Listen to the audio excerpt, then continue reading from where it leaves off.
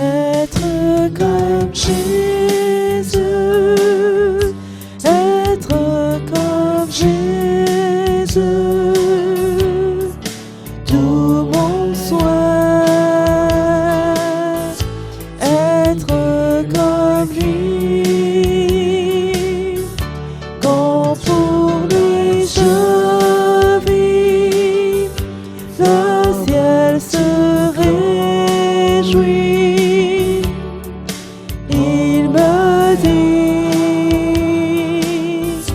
d'être comme lui, être comme Jésus, être comme Jésus.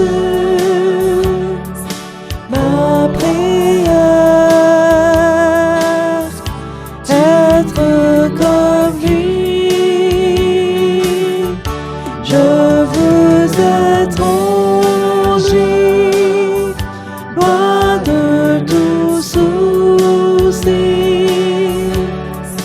pour toujours être comme lui.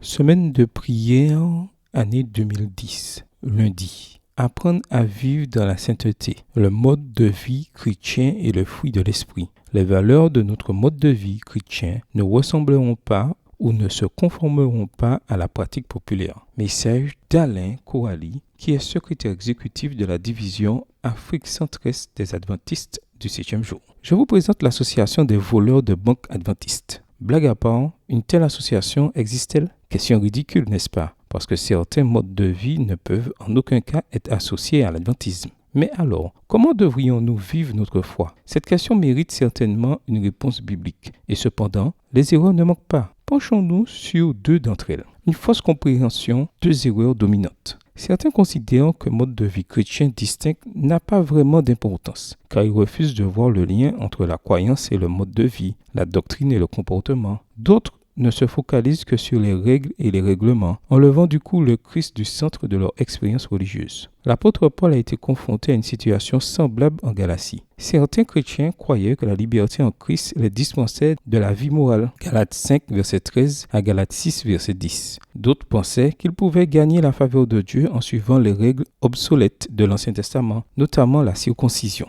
Galates 1, les versets 1 à 5 et le verset 12. Paul contesta ces deux positions. À ceux qui croyaient que les œuvres sont sans importance, l'apôtre déclara que le peuple de Dieu sera jugé selon ses actes. Galates 6, versets 7 et 8. Et à ceux qui pensaient que les œuvres leur confèrent un mérite divin, il attesta que l'homme n'est pas justifié par les œuvres de la loi, mais par la foi en Jésus-Christ. Galates 2, verset 16. Si un mode de vie chrétien ne s'enracine pas dans l'Évangile, martelait-il, il devient au mieux une grâce à bon marché et au pire du perfectionnisme. Selon Paul, la clé de la vie chrétienne réside dans un engagement radical envers le Christ, par la présence et la puissance de l'Esprit Saint. Dans Galates 5, les versets 22-23, il utilise l'expression « fruit de l'Esprit » en référence aux vertus et aux traits de caractère produits par le Saint-Esprit. Il énumère ensuite 9 vertus qui constituent le fruit de l'Esprit: amour, joie, paix, patience, bonté, bienveillance, foi, douceur, maîtrise de soi, Nouvelle Bible seconde. Toutes ces vertus représentent le caractère du Christ, que nous sommes appelés en tant que disciples à manifester. Comme le terme l'indique, le fruit de l'Esprit n'est pas un produit humain, mais un don de Dieu. Tout comme un pommier ne peut produire de bananes et qu'un porc ne peut voler, il est impossible pour les êtres humains pécheurs de produire des vertus divines par eux-mêmes. Seul Dieu peut produire et exprimer son caractère en nous. D'où la question: partageons-nous la vision biblique du mode de vie chrétien?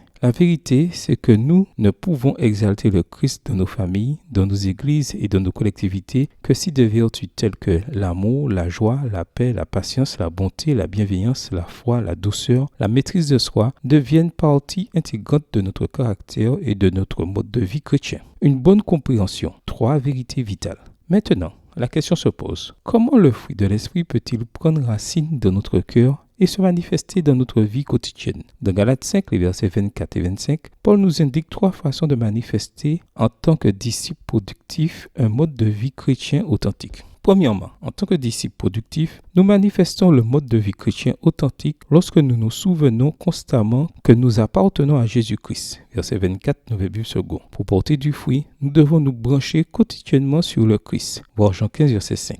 En fait, être un chrétien, c'est davantage que croire à certaines doctrines, davantage qu'adhérer à certaines règles. C'est une transformation radicale du cœur qui conduit à l'obéissance à Dieu par la foi. Remarquez que Paul met l'amour en tête de liste des vertus, parce qu'il considère cette vertu suprême comme la preuve irréfutable d'un mode de vie chrétien authentique. Ailleurs, il exhorte les Galates: soyez par amour serviteurs les uns des autres. Galates 5, verset 13, version second 21. Le point, c'est que notre vie quotidienne peut proclamer puissamment l'évangile. Ellen White l'exprime ainsi: la vie tranquille et harmonieuse d'un vrai chrétien est bien plus éloquente que les beaux discours. Les actes ont une beaucoup plus grande influence que les paroles. L'argument le plus puissant en faveur de l'évangile, c'est un chrétien aimant et aimable. Le mode de vie chrétien authentique est christocentrique. Deuxièmement, en tant que disciples productifs, nous manifestons le mode de vie chrétien authentique lorsque nous crucifions notre chair avec ses passions et ses désirs. Verset 24. Les chrétiens ne peuvent en effet se complaire dans les œuvres de la chair. Les versets 19 à 21. Tout en prétendant être branchés sur le ciel, ils doivent mourir à eux-mêmes. Dietrich Bonhoeffer a écrit: lorsque le Christ appelle un homme, il lui dit: viens et meurs. En tant que croyants, nous prenons la responsabilité de déraciner toutes les mauvaises herbes qui menacent d'étouffer notre vie spirituelle afin que le fruit de l'esprit puisse s'épanouir. En termes pratiques, ceci veut dire que toute habitude, toute pratique ou tout vice qui nourrit l'ancienne vie de recherche de soi et d'égoïsme doit être mis à mort. Le mode de vie chrétien authentique consiste à renoncer à soi-même. Troisièmement, en tant que disciples productifs, nous manifestons le mode de vie chrétien authentique lorsque nous marchons selon l'esprit. Galates 5, verset 25. Marcher selon l'esprit, c'est être contrôlé par le Saint-Esprit dans tous les aspects de notre vie, depuis nos pensées et nos émotions les plus intimes jusqu'à nos relations et nos échanges quotidiens. Cela implique d'être modelé et dynamisé par la parole de Dieu, la prière, le culte, la communion fraternelle et le service. Il est important de nous souvenir que tout mode de vie chrétien non dirigé par l'esprit est misérablement voué à l'échec. Alors que nous restons au diapason de l'esprit, prenons délibérément la décision d'affamer le vieil homme et de cultiver le fruit de l'esprit. Munis de la puissance divine, nous ferons alors ce qui est juste. Les valeurs de notre mode de vie chrétien ne ressembleront pas ou ne se conformeront pas à la pratique populaire. Lorsque l'Esprit nous convaincra de nos mauvais choix, de nos paroles, nos chansons, nos divertissements, etc., nous chercherons humblement le pardon. À l'opposé, lorsqu'il nous semblera que nous faisons des progrès, nous nous abstiendrons de critiquer et de juger nos compagnons de pèlerinage, qui luttent peut-être dans leur marche avec Dieu.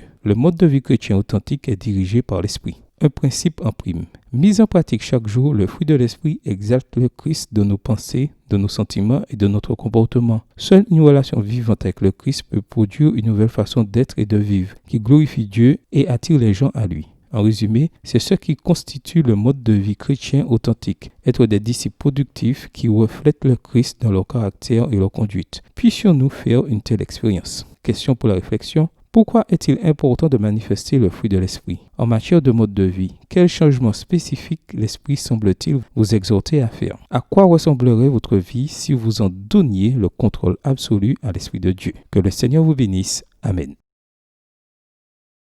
Être comme Jésus, être comme Jésus, tout mon souhait, être comme lui, quand pour lui je vis, le ciel se réjouit. Il me dit d'être comme lui, être comme Jésus, être comme Jésus. Ma prière, être comme lui. Je veux être en Jésus, loin de tout souci.